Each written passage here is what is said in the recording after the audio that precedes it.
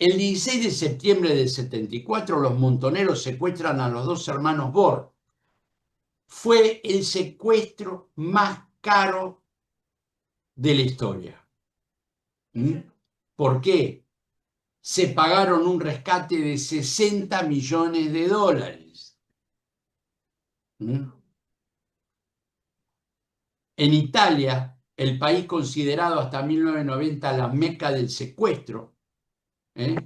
En el año 75, la joven Cristina Mazzotti, de 18 años, fue secuestrada y la familia pagó un rescate de 2 millones de dólares, pero igualmente los captores la asesinaron.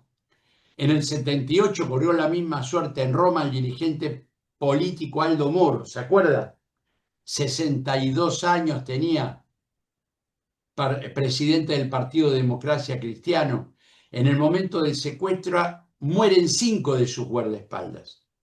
El plagio de móvil eminentemente político fue realizado por las Brigadas Rojas. Es un grupo subversivo de extrema izquierda para entregar a Aldo Moro. Sus captores exigían la liberación de 13 integrantes de la Brigada Roja, entre ellos a Renato Curcio, quien por esos días era enjuiciado en Turín.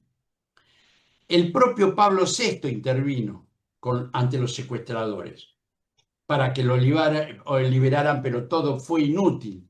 Apareció muerto en un coche el 9 de mayo de ese mismo año. A su sepelio no asistió ningún integrante de su partido ni del gobierno, pues así lo había pedido el presidente. Su esposa culpó a los dirigentes políticos de su muerte por no haber querido negociar con los integrantes de las Brigadas Rojas. En el 79, más exactamente el 4 de noviembre, un grupo de estudiantes islámicos asaltó la embajada de los Estados Unidos en Teherán, capital de Irán, y tomó como prisioneros a los 52 norteamericanos que allí trabajaban. Los estudiantes solicitaron entregarle al ex Shah Mohammad Reza Pahlavi a la justicia islámica. Luego de 1 año y 2 meses, el 20 de enero de 1981, los 52 retenidos en Teherán fueron liberados tras una larga y dramática etapa de negociaciones. En el año 86, grupos subversivos ecuatorianos secuestraron al industrial guayaquileño Nayim Isaías y al abogado quiteño Enríquez Echeverría Gavilanes. Estos dos secuestros tenían como móvil la desestabilización del Estado ecuatoriano y del gobierno de su época. El primero, que fue asesorado por guerrilleros colombianos, tuvo un epílogo trágico cuando fallecieron víctimas y captores durante la intervención de las fuerzas de seguridad. En el segundo, la víctima fue rescatada sin novedad al rendirse sus secuestradores. ¿Se acuerdan? En el año 1990, secuestradores libaneses dejaron en libertad al periodista británico John McCarthy, a quien mantuvieron cautivo durante más de 5 años. Llegó a Damasco, Siria, pocas horas después de haber sido entregado a funcionarios sirios en el Líbano por la Yihad Islámica, lo de la Guerra Santa.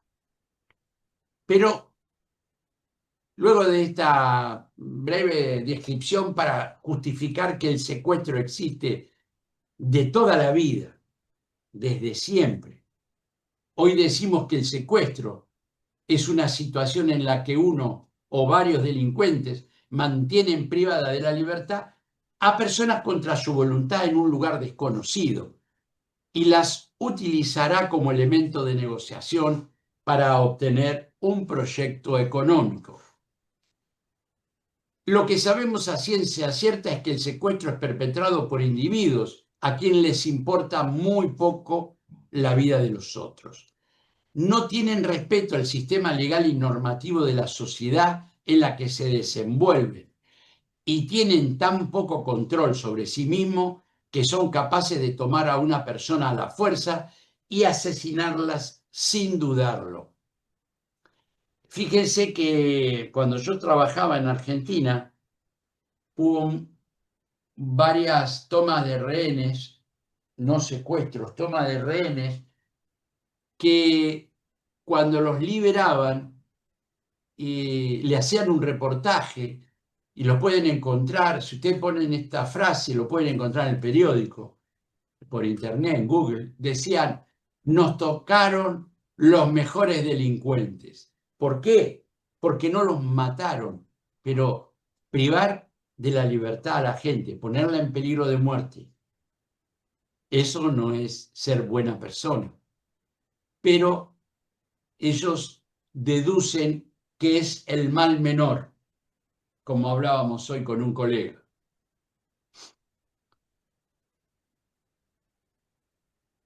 El secuestro no solo afecta a la víctima, también a la familia en general. Los psicólogos lo nombran a este proceso como el proceso de la muerte suspendida, que es la angustia que caracteriza el secuestro y que se suma a lo que los juristas llaman la pérdida de la libertad. Las víctimas más propicias para los secuestradores son quienes pueden pagar, quienes pueden disponer en un momento dado de dinero en efectivo para salvar su propia vida o el precio de la vida de algún ser querido. La gran mayoría de las familias no establecen acuerdos previos sobre cómo actuar en caso de que alguno de sus miembros sea secuestrado, ya que esta situación se presenta normalmente de manera inesperada. En los primeros momentos prima la confusión, el aturdimiento, el desconcierto y la angustia, y seguidamente el miedo y la desesperación. Pero siempre se mantiene la esperanza de que puede volver al hogar el ser querido secuestrado. Fíjense ustedes que es verdad, nunca se habla con la familia de lo que deben hacer si alguien de nosotros es secuestrado. Y cualquiera puede ser secuestrado, cualquiera. Cualquier extranjero va a otro país y ya consideran de que porque cruzó el charco tienen dinero y entonces lo secuestran. Lo mismo que le pasó a Cervantes. ¿Mm? Así que sí es bueno coordinar con la familia. ¿Qué pasaría? ¿Qué harían? ¿Mm? Ante la desaparición de un ser querido, todos buscan hospitales, comisarías, morgues, ¿eh? para ver qué le pasó al ser querido. Hablan con amigos, pero arroja resultado negativo. La ansiedad y la desesperación va aumentando hora tras hora. ¿Mm? A medida que pasa el tiempo, se hace más evidente la idea del secuestro. ¿Por qué decimos esto? Porque todavía nadie pidió nada.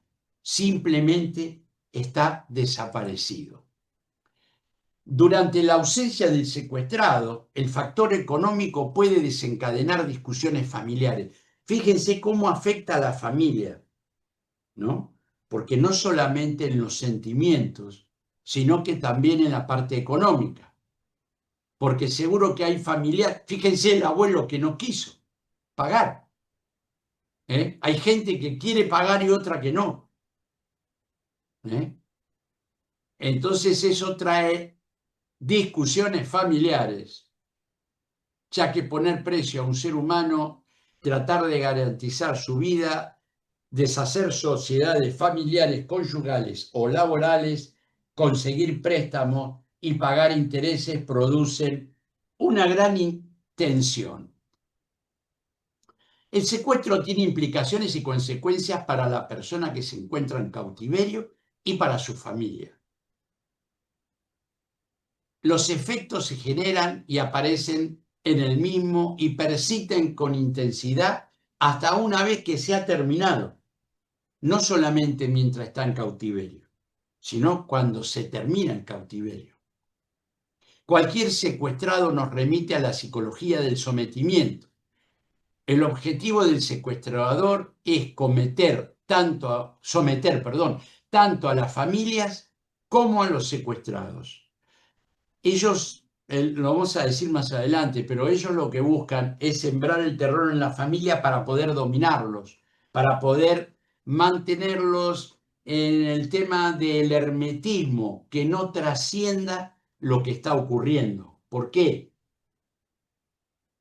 Cuando más personas lo saben, más riesgo hay de que llamen a la policía.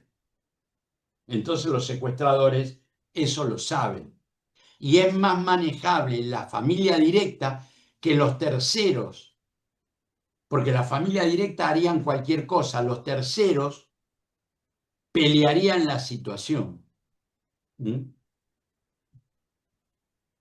Siempre cuando hay, igual que en la toma de rehenes, ¿no? Igual que en los grupos tácticos, hay violencia, rapidez. ¿Eh? Los delincuentes intimidan a la víctima mediante actos violentos. Esa es una forma de someterlo y que se asuste la víctima al momento del secuestro. Si no se asustara y se resistiera, pueden pasar dos cosas: que le peguen una paliza y lo saquen, y, como ha ocurrido en muchos hechos, lo asesinen en el mismo lugar y no lleven a cabo el secuestro. La violencia, en todo sentido de la palabra, y más específicamente en una de sus formas, en el secuestro, es una situación que logra afectar en determinada manera la organización y estructura de los sistemas familiares que son víctimas de este flagelo. A veces, cuando secuestran a una persona, hay otra persona que lo acompaña y es testigo. Se entiende por violencia todas aquellas actuaciones de individuos o grupos que ocasionen la muerte de otros o lesionen su integridad física o moral. En un sentido muy general, la violencia se puede ver como algo que impide la realización de los derechos humanos, comenzando por el más fundamental, el derecho a la vida, seguido por el derecho a la libertad. Cuando una persona es secuestrada, sufre un shock, le sigue una reacción, que eso da un proceso de reorganización y luego una fase de reorientación. Es decir, nosotros sufrimos un shock cuando somos, porque es inesperado. Es lo que llamamos un cisne negro. ¿Eh? Entonces, eso nos lleva a reaccionar. Pero según como sea la violencia de los captores, de los secuestradores, tenemos que iniciar un proceso de reorganización. Estamos siendo víctimas de un delito. Lo tenemos que comprender. Y quizás resistirnos puede ser mortal. Por eso se dice una fase de reorientación. Cuando la familia se entera del secuestro, todo se convierte en un caos. Hay miedo, aislamiento, incertidumbre. Los miembros no saben cómo asumir su nuevo rol familiar, laboral y social. No se tiene la disponibilidad ni la energía para continuar con las actividades que se venían desempeñando. Fíjense ustedes que los captores, los secuestradores, siempre exigen que la familia se siga manejando normalmente, que no llame la atención. Pero nadie está en condiciones de seguir normalmente la vida. Por eso lo hacen forzado, no lo hacen normal. Es forzada la actitud que tienen.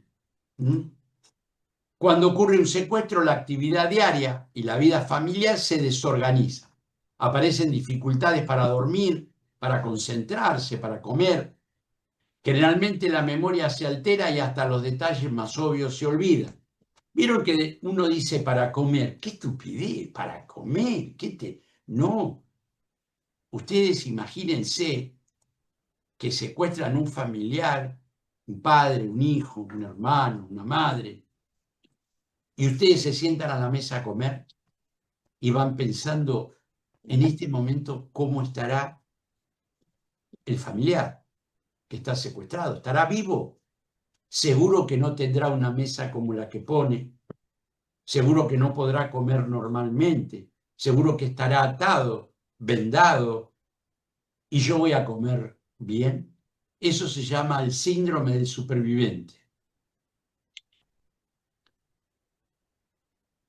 Aunque la familia no ha sido en apariencia privada de su libertad, vive como si estuviera privada de la libertad. ¿Por qué? No quiere gozar de la vida, no quiere, todo lo que haga la hace sentir mal, sentir, uy, ¿cómo voy a disfrutar si mi padre, mi hermano, mi hijo, mi marido está sufriendo? Entonces, el resto de la familia sufre un cautiverio virtual. ¿Ok? Bien, hay impotencia, no sabe qué hacer la familia, cómo arrancar, dónde pedir ayuda. Tienen miedo porque le dicen, si avisa a la policía, matamos al secuestrado. Entonces no le quieren avisar a la policía, le avisa un familiar, me manejo sola si es una mujer.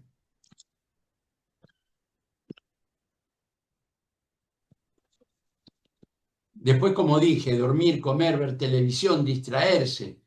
¿Por qué? Porque no se olviden que los secuestros extorsivos pueden llevar meses de cautiverio. Años, 5 años llevó el de norteamericano, McCarthy.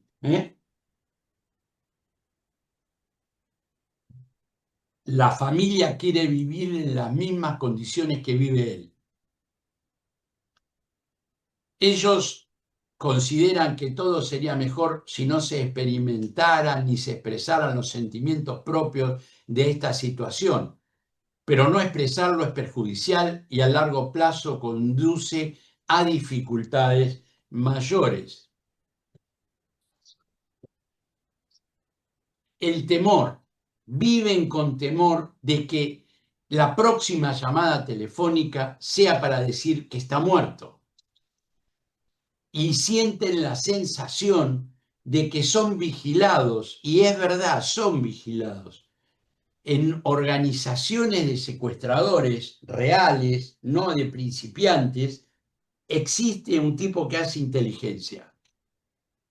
Vamos a hablarlo más adelante, pero existe la posibilidad de que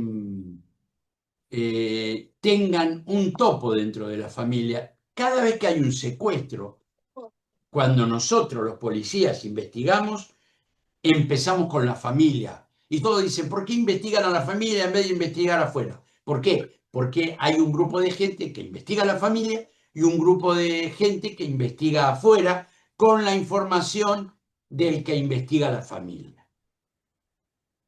Y así se gana tiempo. Lo que pasa es que las víctimas al único que ven es al que les habla, les pregunta y los interroga. ¿Mm? Hay angustia. ¿Por qué? Porque la familia, la gente normal, no está acostumbrada. ¿Eh? Hay incertidumbre, miedo a lo desconocido, zozobra. ¿Eh? Cuando hay momentos en que en la negociación el negociador secuestrador, el malo, el delincuente que está negociando, hace grandes silencios.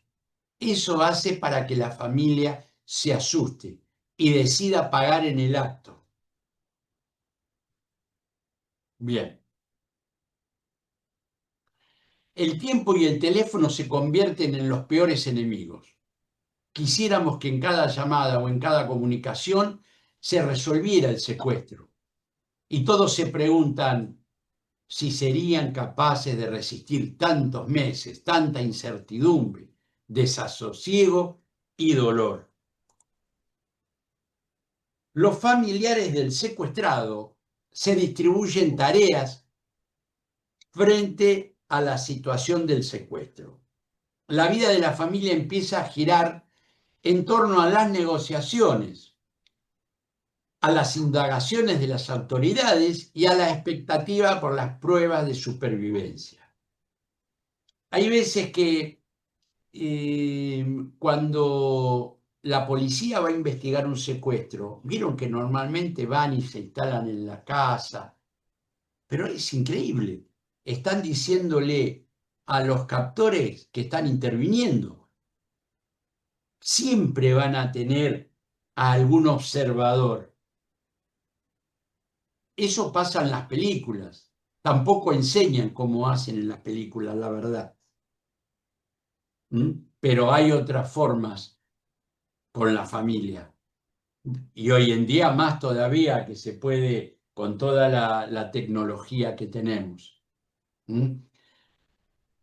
Lo más importante, esperar, hay expectativas por las pruebas de supervivencia. Una de las primeras metas de un negociador es comprobar que el secuestrado sigue con vida.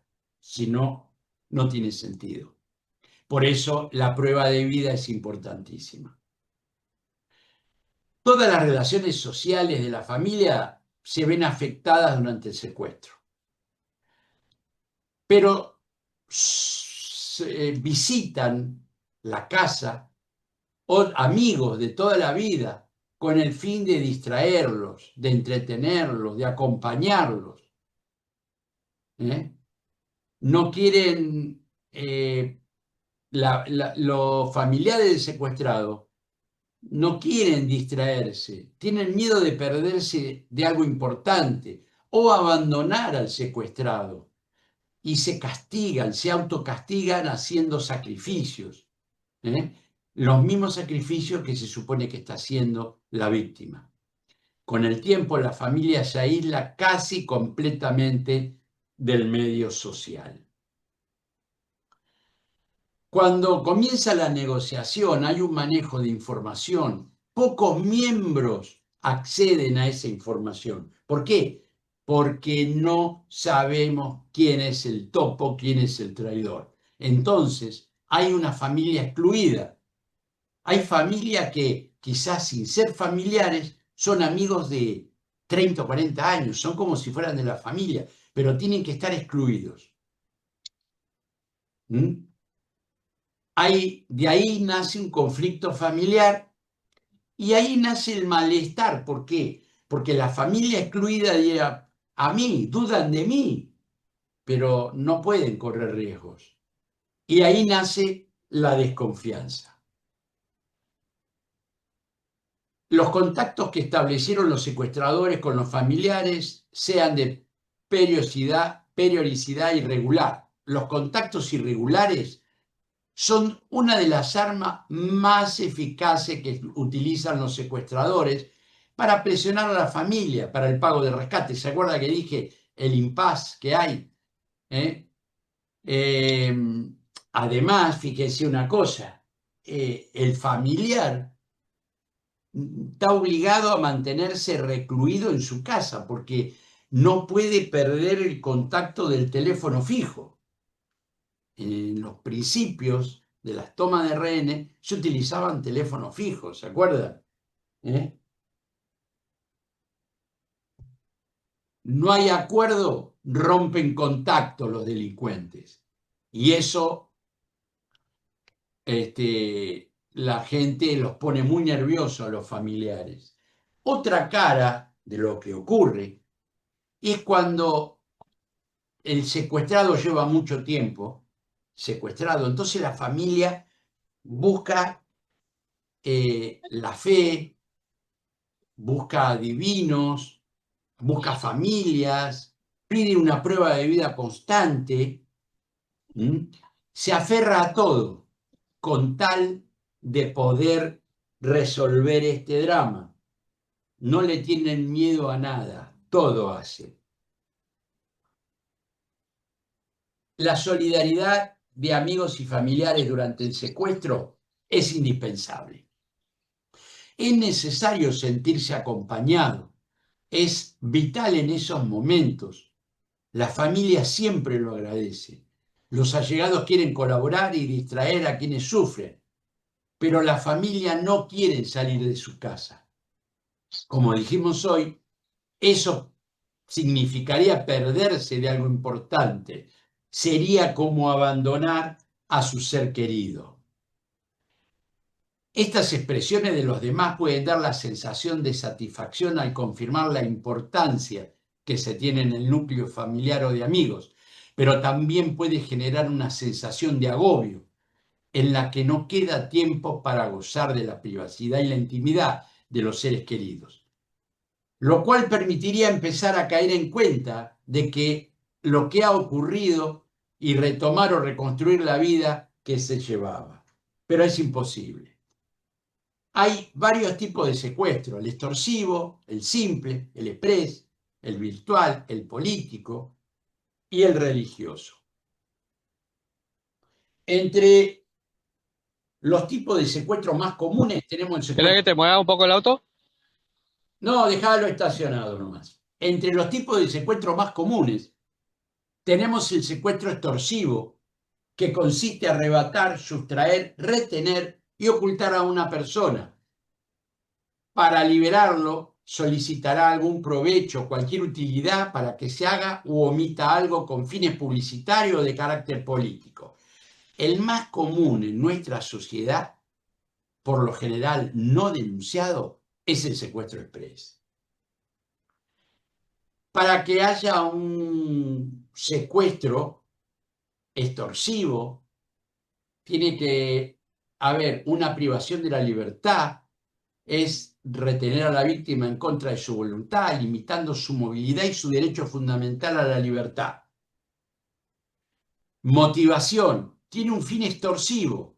Debe existir una demanda clara, que generalmente es el pago de un rescate en dinero por parte de la familia, empresa o Estado a cambio de la liberación de la víctima. Tiene que haber coacción, la amenaza implícita o explícita de causar daño físico o la muerte a la víctima si la demanda no es satisfecha. Pero el secuestro express es un secuestro importantísimo.